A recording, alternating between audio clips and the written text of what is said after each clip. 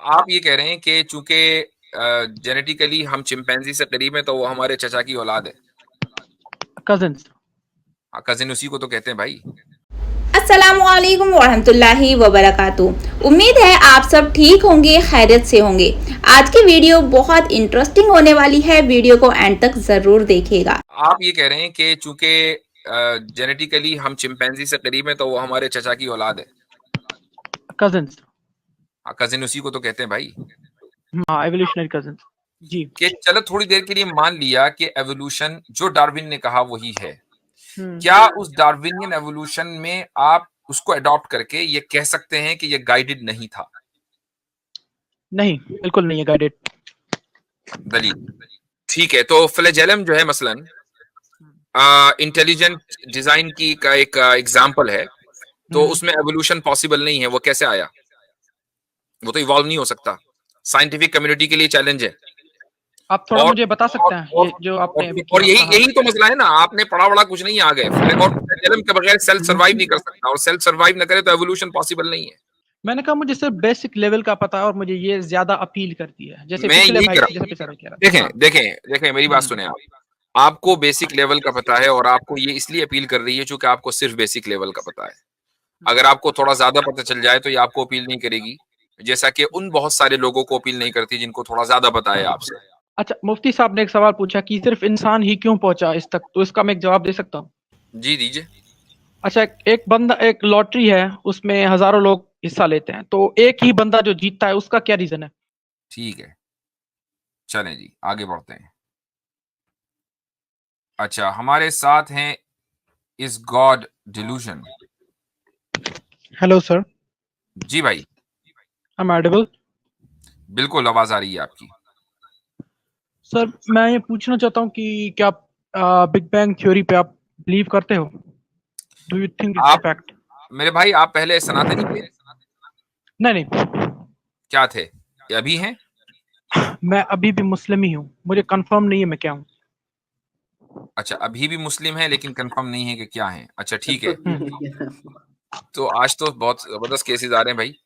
तो मतलब ये कि आप एथीस्ट नहीं, अपने आप को आप एथीस्ट आइडेंटिफाई नहीं करते हैं? नहीं, अभी तक नहीं। अच्छा ठीक है, सही है, बेहतर है। तो आपका सवाल ये था कि क्या हम बिग बैंग को पर ईमान लाए हुए हैं? नहीं, मतलब उसे ठीक मानते हैं कि ऐसा हुआ है? वो हो सकता है कि ठीक हो सकता है। हाँ बिल्कुल हो सकता है, इसमें क्या प्रॉब्लम है? तो थ्योरी ऑफ एवोल्यूशन के बारे में आपका क्या ख्याल है? आपका क्या ख्याल है? अब मैंने तो जितना पढ़ा है मुझे लगता है वो ठीक है। ठीक है, कितना पढ़ा है? Like basic level. Basic level कितना है? मतलब कि जैसे डीएनए जो होता है हमारा मैच होता है चिंपैंजीज के साथ, और जी। उससे जितना या हम दूर जाते हैं होमिनिड्स होमिनिड्स से दूर, अच्छा, उतना गॉड डीएनए में गॉड लीजेंड साहब, आप डिफ मुझे एक बात बता दें, बस मैं समझ जाऊंगा आपने कितना पढ़ा है। फिनोटाइप और जीनोटाइप में फर्क पता है आपको? नहीं।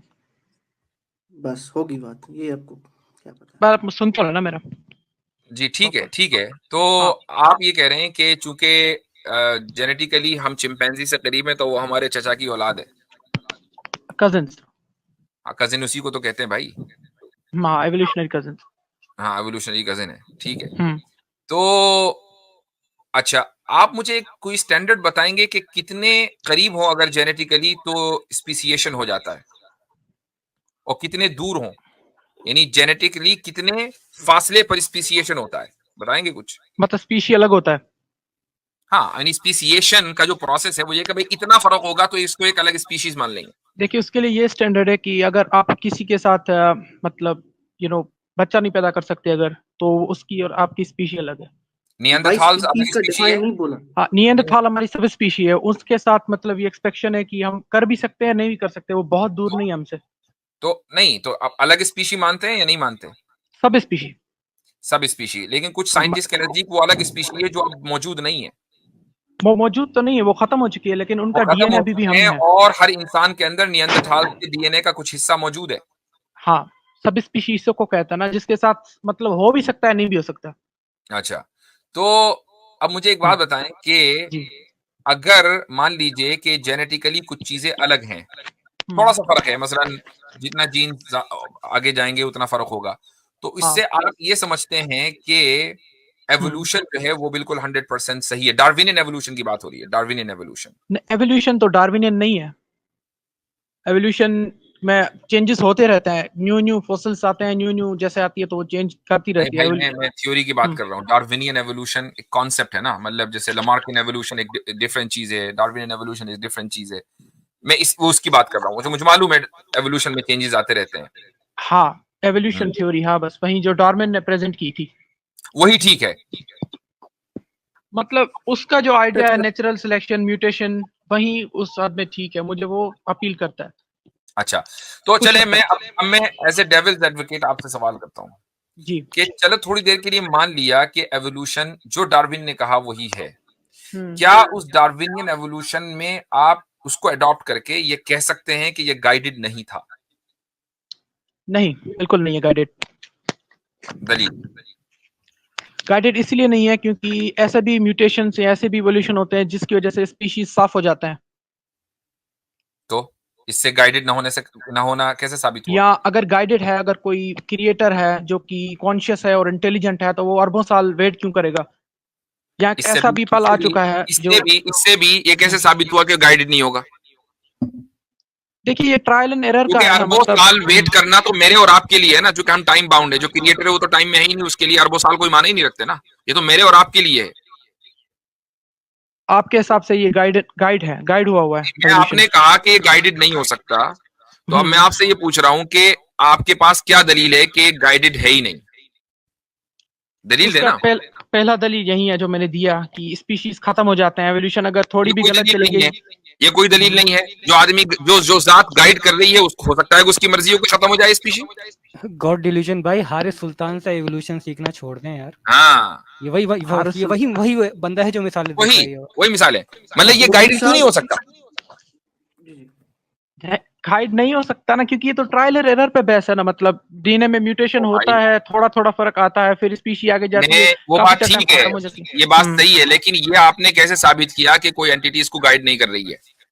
उसने ये अच्छा, तो प्रोसेस मसलन उसने ये प्रोसेस सेट कर दिया कि ऐसे होगा तो ऐसे होगा। अगर मतलब ये इसके म्यूटेशन होगा तो उसमें ये स्पीशी निकलेगी और ये गाइडेड है। क्योंकि म्यूटेशन बहुत सी मर्तबा होता है, हर मर्तबा जो है वो एक अलग स्पीशी नहीं बनती, बहुत सी मर्तबा स्पीशीज खत्म हो जाती है। सारे के सारे गाइडेड प्रोसेस हो सकते हैं। इसको आप हाँ, साइंटिफिकली अनगाइडेड साबित कर दें, साइंटिफिकली। इसको तो गाइडेड भी साबित नहीं किया जा सकता। नहीं, आपने दावा किया कि ये गाइडेड नहीं हो सकता। आपने ये एज दावा फार एज किया आई कि ये बिलीव गाइडेड कि नहीं हो मुझे सकता। नहीं लगता, हो भी सकता है, मुझे नहीं लगता। अभी आप दावा लॉजिकली कर रहे थे कि नहीं हो सकता। लॉजिकली इसको गाइडेड साबित किया जा सकता है। He is wrong. जी, अच्छा, बिल्कुल अच्छा, बिल्कुल किया जा मुझे सकता मुझे क्या आप मुझे कुछ दे सकते हैं ऐसा दलील जिससे है। साबित जी किया जा सके? जी, अच्छा, बसारा प्लीज साहब। Please please.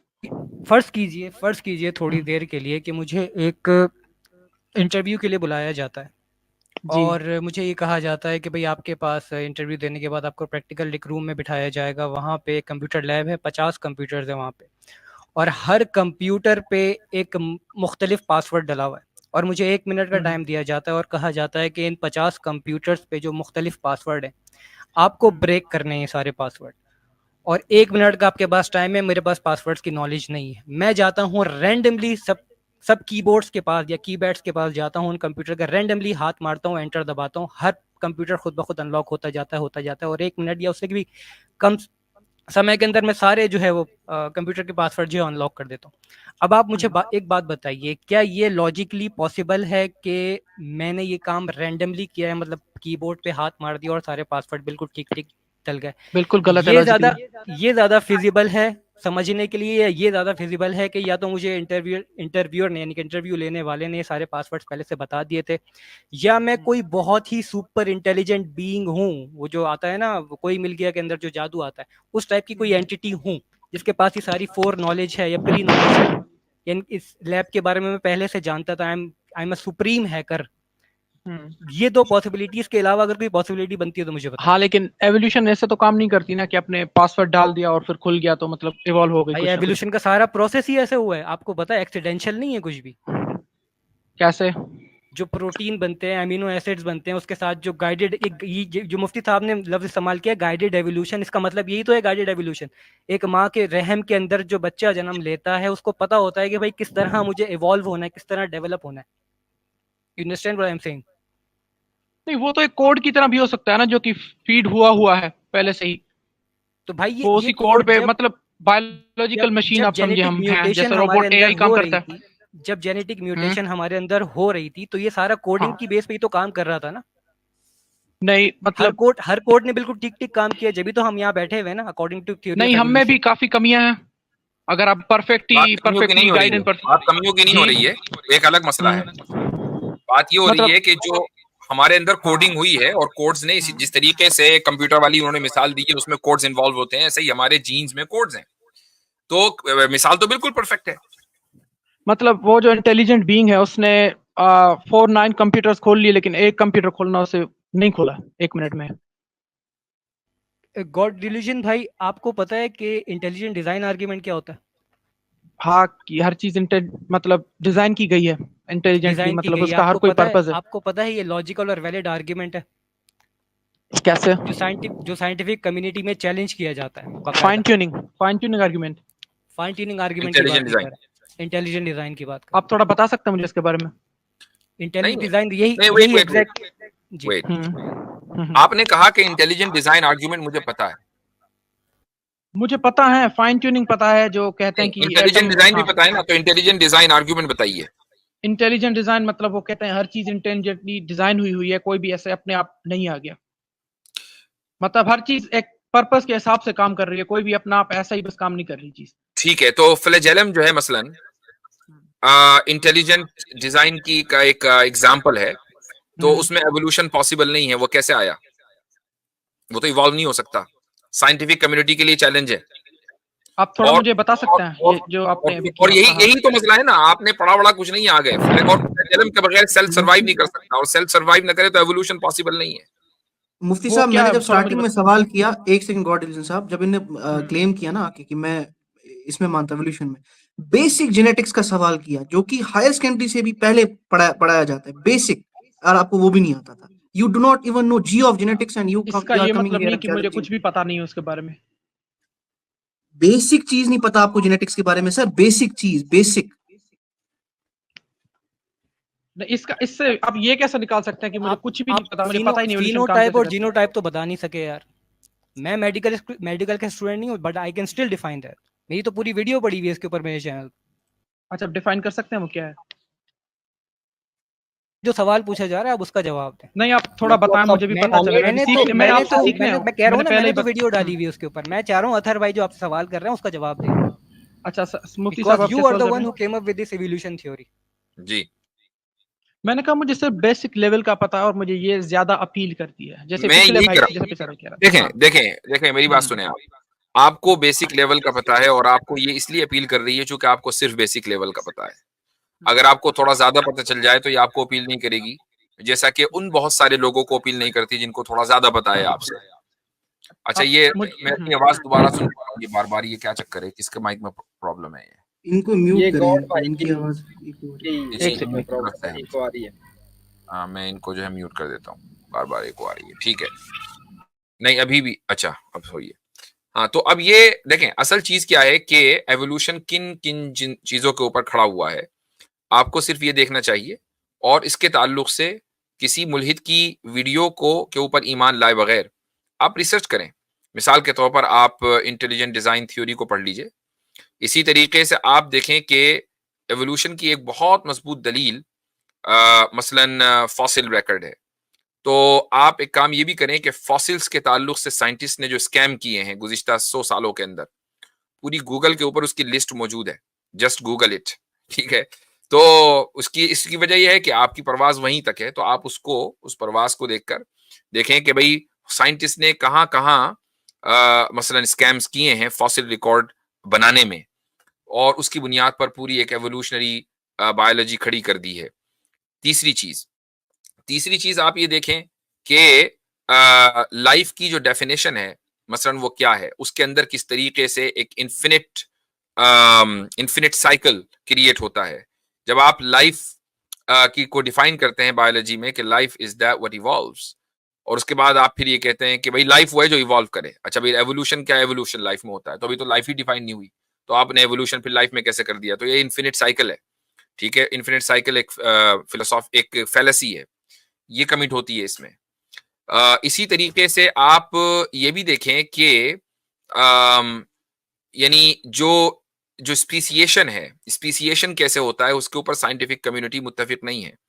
और ह्यूमन एवोल्यूशन या एनिमल एवोल्यूशन से पहले लाइफ का आगाज कैसे हुआ है, वहां पर भी कोई एक साइंटिफिक थ्योरी नहीं है, दसियों साइंटिफिक थ्योरी है। उनमें एबायोजेनेसिस एक एबायोजेनेसिस वन ऑफ दोस थ्योरीज है। और इस एबायोजेनेसिस को भी 100% एक्यूरेटली सही साबित अभी तक नहीं किया जा सका। उसके ऊपर भी कितने ही साइंटिफिक पेपर्स उसके खिलाफ हैं। ये सारी चीजें मेरे भाई जब आप गौर करेंगे और उनको स्केप्टिकली पढ़ेंगे तो कुछ अंदाजा होगा कि हाँ भाई चलो ठीक है। लेकिन आप क्या करते हैं कि चंद वीडियोस आपने देखी और आपने कहा कि यार मुझे तो शक हो गया, अगर ये सब एवोल्यूशन हुआ है और जानवर खुद से खुद वजूद में आ गए, इंसान खुद से खुद वजूद में आ गया, तो फिर खुदा की क्या जरूरत रहेगी, और आपने खुदा का इनकार कर दिया।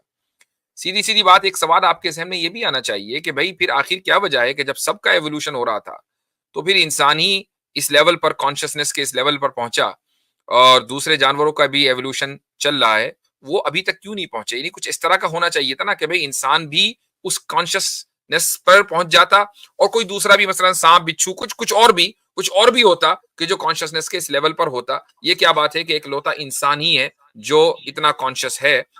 जिनों को आप मानते नहीं है, मलाइका को आप मानते नहीं है, तो ये सारी चीजें हैं ना। इसका मैं जवाब दे सकता हूँ एंड कि पे इंसान ही क्यों देखिए पहुंचा। गॉड लेकिन साहब, एंड पे मैं आपसे ये बात कहूंगा, बुरा नहीं मानिएगा, आपको बेसिक नहीं पता।